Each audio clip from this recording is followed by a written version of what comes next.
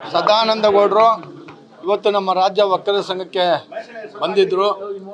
ನಾವು ಅವ್ರನ್ನ ಕಾಣಬೇಕು ಅಂದಾಗ ನಾನೇ ಬರ್ತೀನಿ ಸಂಘಕ್ಕೆ ಅಂತ ಅವರು ಹೇಳಿದಾಗ ನಾವೆಲ್ಲ ನಿರ್ದೇಶಕರು, ನಮ್ಮ ಪ್ರಧಾನ ಕಾರ್ಯದರ್ಶಿಗಳು, ಖಜಾಂಚಿಗಳು, ಉಪಾಧ್ಯಕ್ಷರು ಎಲ್ಲರೂ ಸೇರಿ ಇವತ್ತು ಬರಮಾಡಿಕೊಂಡು ಸದಾನಂದ ಗೌಡರನ್ನ ಬರಮಾಡಿಕೊಂಡು ಅವರು ಉತ್ತಮವಾಗಿ ಸುಮಾರು ನಮ್ಮ ಉತ್ತರ ಕ್ಷೇತ್ರದಲ್ಲಿ 2 ಸಾರಿ ಸಂಸದರಾಗಿ ಉತ್ತಮವಾದಂಥ ಕೆಲಸಗಳು ಕೂಡ ಮಾಡಿದ್ದಾರೆ.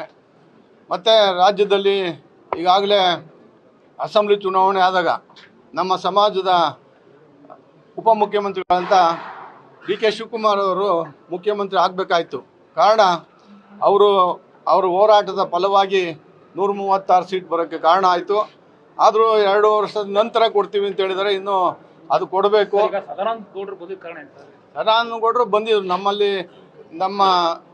ಅವರು ನಾವೇ ಕೇಳಿದ್ರು, ಯಾಕೆ ತಮಗೆ ಟಿಕೆಟ್ ಕೊಟ್ಟಿಲ್ಲ BJPಯಿಂದ?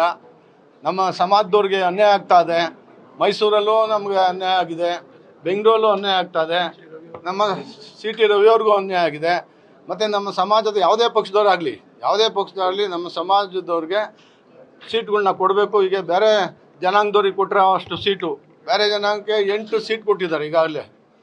ನಮ್ಮ ಸಮಾಜನೂ ಕೂಡ ಅಷ್ಟು ಸರಿ ಸಮನಾಗಿರೋದ್ರಿಂದ ನಮ್ಮ ಸಮಾಜಕ್ಕೂ ಕೂಡ ನಾವು 8 ಸೀಟು ಯಾವುದೇ ಪಾರ್ಟಿನಲ್ಲಿ ಎಲ್ಲ ಕೊಡಬೇಕು ಅಂತ ಅಂದ್ರೆ ನಮ್ಮ ಆಗ್ರಹ.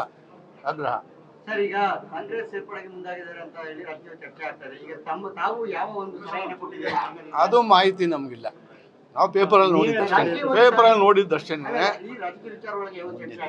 ಮುಂದೆ ಏನು ತೀರ್ಮಾನ ಮಾಡ್ತಾರೋ ಅವರು ಹೈಕಮಾಂಡ್ ಇದೆ.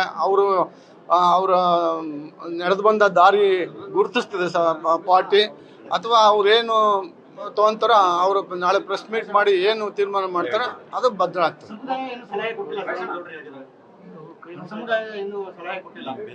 ನಿಮ್ಮ ಬೆನ್ನಿಂದ ಇರ್ತೀವಿ ಉತ್ತಮವಾಗಿ. ಯಾಕಂದ್ರೆ ಕೆಲಸ ಮಾಡಿದ್ದೀರಾ, ಆ ಪಕ್ಷದಲ್ಲೂ ಕೂಡ ಉತ್ತಮವಾಗಿ ಕೆಲಸ ಮಾಡಿದ್ದೀರಾ.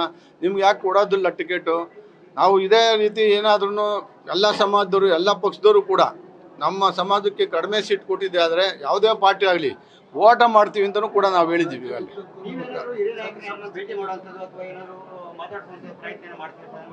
ಇನ್ನು ಅವ್ರು ನಾಳೆ ಏನು ಸದಾನಂದ ಗೌಡದ್ದು ಏನಾಗ್ತದೋ ತೀರ್ಮಾನ ಆಗ್ತದೆ. ಅವ್ರು ಪ್ರೆಸ್ ಮೀಟ್ ಮಾಡ್ತೀವಿ ಅಂತ ಹೇಳಿದ್ದಾರೆ. ತಮ್ಮ ಮುಂದೆ ಈಗಾಗಲೇ ಹೇಳಿದ್ದಾರೆ, ಅವ್ರು ಮಾಡಲಿ. ಅವ್ರಿಗೆ ಅಂತಾನೆ ಅಲ್ಲ, ನಮ್ಮ ಸಮಾಜದವ್ರಿಗೆ ಈಗ ಅನ್ಯಾಯ ಆಗ್ತಾ ಇದೆ. ಏನು 3 ಪಾರ್ಟಿಯವ್ರಿಗೂ ಕೂಡ ಅನ್ಯಾಯ ಆಗ್ತಾ ಇದೆ. ಅವರು ನಮ್ಮ ಸಮಾಜ ಕಡಿಮೆ ಸೀಟ್ ಕೊಟ್ಟಾಗ ನಾವು ಓಟ ಮಾಡಬೇಕಾಗ್ತದೆ. ಆದರೆ ನಾವು ಮುಂದಿನ ದಿನಗಳಲ್ಲಿ ತೀರ್ಮಾನ ಮಾಡ್ತೀವಿ. ನ್ಯೂಸ್ ಫಸ್ಟ್, ನಿರ್ಭೀತಿಯಿಂದ ನಿಮ್ಮ ಪರವಾಗಿ.